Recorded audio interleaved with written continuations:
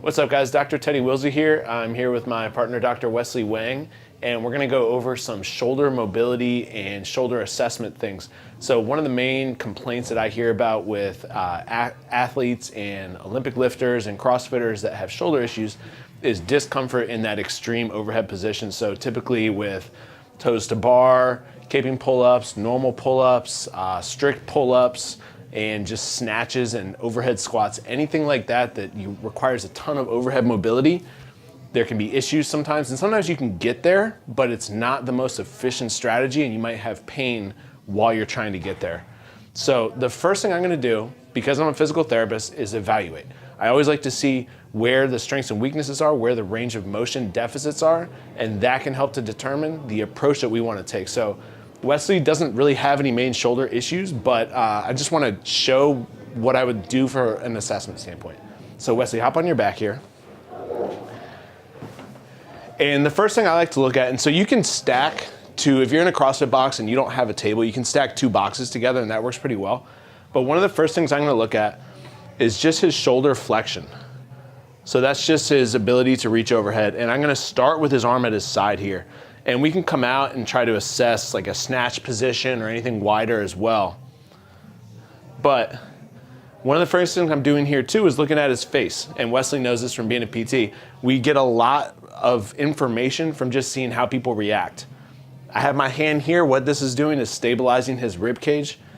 So he's not going to get quite as far there. If I let my hand off, he can get that arm down to the table. But if I hold him there, he naturally falls before the table. So that tells me, if this is 180 degrees all the way flat out, this tells me that he's about 10 degrees short, just kind of passively, but a little movement there, a little passive movement by me or overpressure, and I can get him there.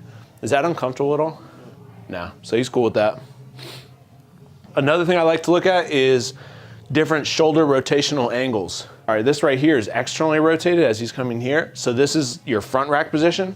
This is internally rotated. So if we bring him to this external rotation position, we just want to make sure that he's comfortable there too. You okay with all that stuff? Good. So this is just a quick assessment. Next thing I want to look at is external rotation from this 90-90 position. Obviously for a behind the neck press or pull down, anything like that, you need this motion. And then we're going to test on both sides. So I'll just quickly run through this test on the left side. Wesley claims he doesn't have any shoulder issues, so we'll just double check. You all right with that? Mm-hmm. Cool. Little rotational screen here. There's a similar test for the hip that we call the hip scour. And on hip scour, you're pushing in, but you're just looking at different angles of rotation of the femur. And so I'm doing this with the shoulder. Again, I'm holding my hand here to hold the rib cage down. The reason I'm holding the rib cage down is your scapula or your shoulder blade sits right on the rib cage. And so if he were to reach overhead and I didn't stabilize him there, he can get more motion by arching his back and lifting his rib cage. This is how compensation can happen that can cheat overhead motion. So we hold this down and then we look at the overhead motion. So once we get this information, we're going to put it into practice, and we're going to figure out what exercises we want to do to help optimize your overhead position. These first two movements are just the go-to low-load warm-up movements for overhead motion. So Wesley's going to do a foam roller wall slide here. He's just going to reach his arms overhead while pushing into the wall. When he pushes in, he's engaging his serratus anterior, which helps the scapula to rotate up and away. Now, if we look, one thing with Wesley, we can see from his hips up to his back, there's this slight curve here. So I'm going to do two things to help him fix that. Number one, let's stagger the stance. That's going to take some extension out of the spine. So Wesley's going to Wesley, put your left toe all the way up to the wall there. Good. All right, second thing he's going to do, pull the ribs down. When he pulls the ribs down, that's going to decrease some of his overhead position. So from there, he can push in. And we want to make sure his head's not diving forward either, because we know that this is not a great position to catch in. All right, so let's go up and down. Let's go 5 reps. Sliding up and down, push in. And I would hit these for about 15 to 20 reps before you start training if you want to just kind of loosen everything up. Now, we talked about internal and external rotation a little bit. If he were to come up here,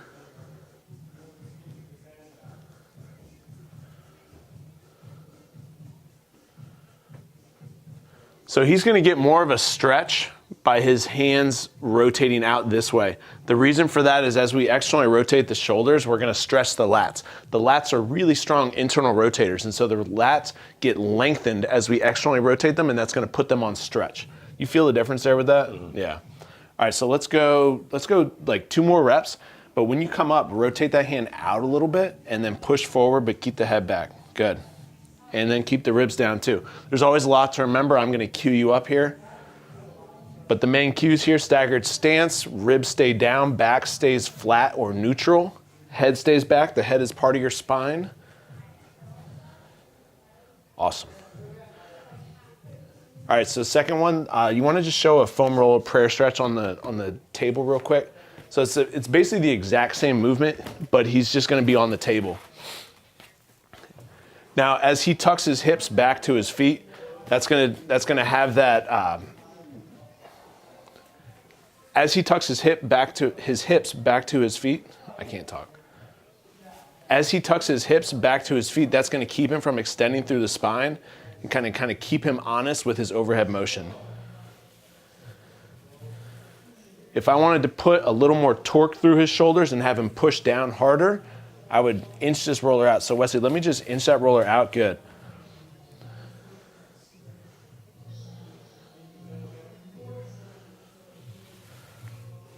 So these are my first 2 low load warm-up movements for overhead movement or movement prep. And I think that they can be really valuable just to get things going. They're not going to help you really open up new range of motion, but it can definitely help you to keep what you have. All right, so let's say that Wesley had a little bit of a deficit in external rotation. So external rotation is this position here. That's where we need to get to for a front rack, any sort of front catch. What I'm gonna have him do is externally rotate into this position. Now we're gonna reach up overhead. All right, so he's reaching up, he's getting his shoulder to his ear. Remember, we can't hold the shoulders down and back when we're trying to reach overhead. From here, he's gonna turn and face the band. So we're actually rotating the shoulder 90 degrees there, about the body. He's gonna turn back to me and then come back down. Good, let's do 2 more just like that. So he's gonna press kind of methodically, turn around, still reaching up. Good. Back down. Now, I think that this sort of overhead movement is very powerful. Okay, we're not loading axially like you would if you were holding a barbell. We're also not tractioning the way you would if you were holding a pull-up position. We're loading from a different force vector. We're loading from a horizontal force vector while reaching overhead. And so we're gonna train those muscles a lot differently than we would from a typical overhead movement. And if you think about what's happening here, he's getting into this almost this snatch catch position. The snatch requires a ton of stability when we reach all the way back here. He's getting that from the band. He's engaging those muscles. He's gonna press all the way overhead. Good. And then he can do these small pulses here, where he's just coming out and in. So again, we're just working on owning that overhead position. Now turn, face that way. Let's do 3 more pulses. 1, 2, 3. Good. Now, if you're a pro at this and you want to take it 1 step further, he can do his external rotations from this position. So maintain that externally rotated position the entire time. Now press up and back down. Press up. Did we forget about the ribs is the question. All right, stagger your feet for me. Let's go left foot forward, right foot back. Good. Ribs are down. Externally rotate back. That's it, man. Press up, down. Reach towards the sky. Reach. Good. You fatiguing? Mm-hmm. Good. So we're going to work into a loaded overhead position here. Wesley's going to do a down dog. Down dog is just a typical yoga move where you have a couple little wrinkles on it. So we'll start with just a normal down dog. So you can come there and then kind of roll back into push-up position and back up. Now I love this just to get the shoulder blades and serratus moving, get them facilitated, push up and away. Now what he can do is rotate one way, rotate the other way.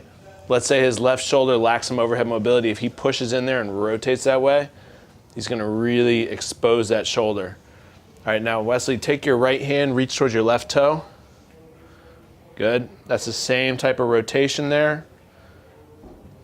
Let's do 2 on the other side as well.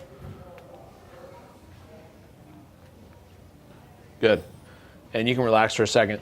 That downward dog movement is another one that I would do kind of towards the beginning. So let's say you hit a foam roller wall slide, a couple foam roller prayer stretches, and then a down dog. You're already prepping your body to get into that overhead position. So this next exercise, don't sleep on these. They're really easy looking, but this scapular floor slide can be extremely challenging for some folks. So Wesley, you're gonna have your arms in this shoulder pressing position. First thing I wanna do here is facilitate his upper back muscles, help him try to get that control there. So push your elbows down into the ground, just do that 5 times. Push, release. Think about it, it's a 2-second hold, okay? So it's a half-second ramp up, hard push for 1 second, half-second ramp down. So push into my hand, push, 1, 2, relax. 1, 2, relax. Good, so we did 5 of those. Next thing he's gonna do is 5 pushes with the back of his wrist, the base of his wrist here. So now we're gonna facilitate his external rotators as well. So Wesley, make a fist, push your fist down into the ground. 1, 2, relax. You feel a difference with that? Yeah. Now with this, sometimes it's actually comfortable to have your arms slightly, your elbow slightly forward. So like a pitcher, for example, or an overhead athlete, their arm slot is typically 10 to 15 degrees in front of their torso. That's where we can get that optimal motion. So if you wanna bring your elbow up here and then push your hands back, that's fine. But I wanna really get those external rotators firing. You're not gonna have nearly as much strength there as pushing your elbow through. All right, so once we get those 2 going, and we're kind of a little more comfortable in this position, let's do the overhead slide up. Good, and back down. And let's just do 10 of those. Now Wesley's doing an awesome job of maintaining contact with his arm to the ground. Not every one of you are gonna be able to do that, but the goal is to get there. If you were having trouble doing this, I might put an ab pad or something underneath his arm just to give him some tactile feedback and something to push back against.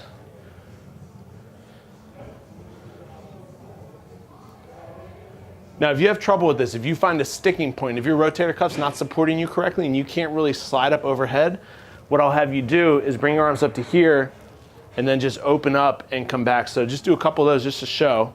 Now he's coming out to like a T position. If I'm measuring my angle from his body, that's around 90 degrees. Let's come up to like 110. Good, come back, come up a little higher, maybe like 130, 140.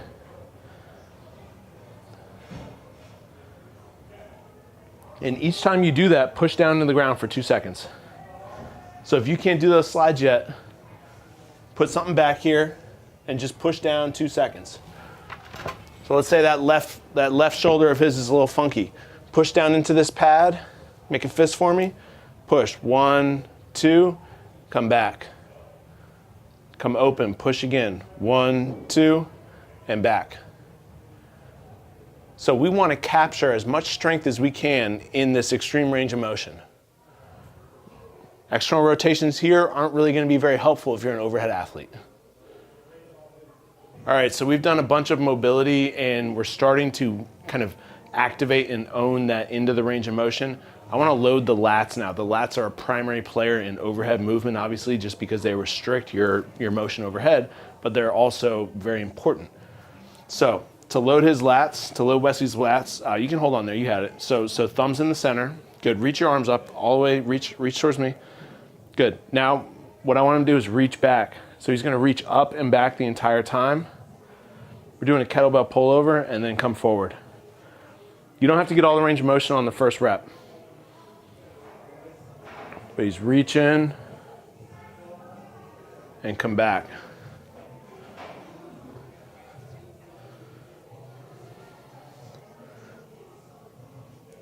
So right now, because Wesley's on the table, he can reach off the edge here. If you were doing this on the ground, you would automatically be stopped at the height of this table.